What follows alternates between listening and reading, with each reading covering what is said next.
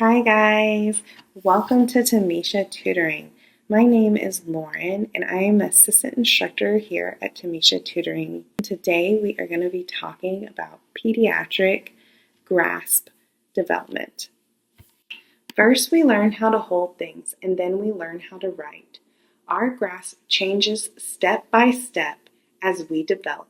Let's explore how it changes from infancy to childhood. During the rest of this video, I'm going to position my camera down so that you can see my hand position when I'm doing this, while I also explain what each one of these grasps are.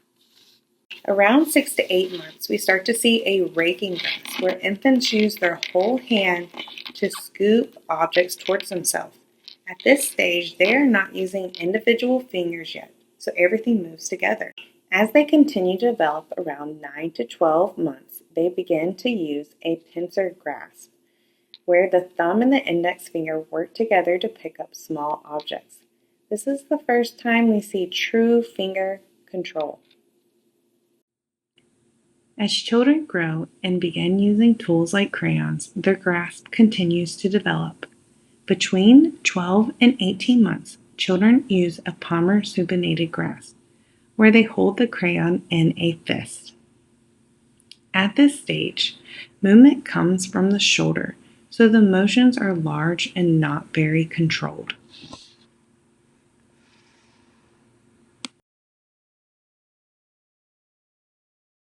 As they grow around 2 to 3 ages, they start developing a digital pronate grasp.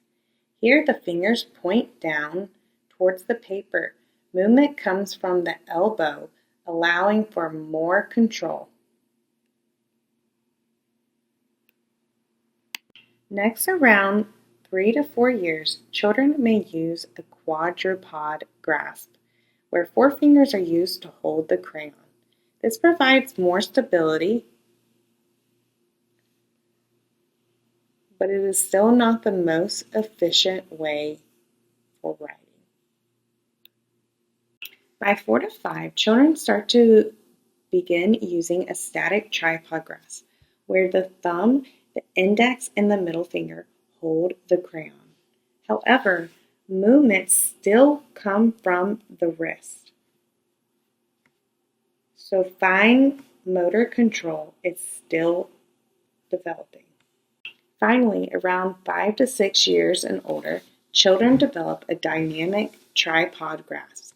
This is where movements from the finger allow for more precise control and effective writing.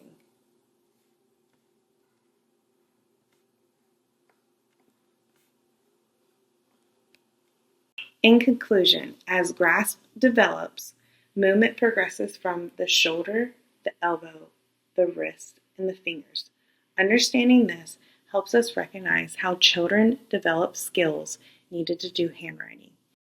If you're in an OTA program or studying for the NBCOT exam, Tamisha Tutoring can help. Check out the website TamishaTutoring.com for more info. I hope you have a lovely day, and I look forward to seeing you guys again. Bye.